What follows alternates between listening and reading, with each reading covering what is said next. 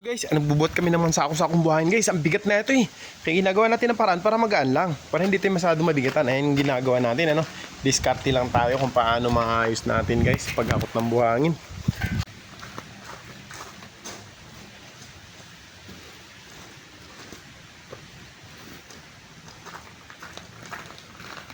Ito gamit natin guys. Ayan o. Oh.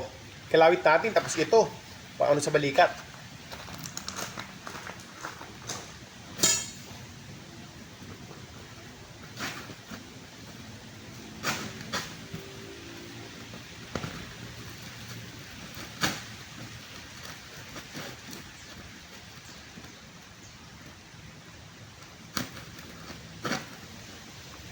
Go!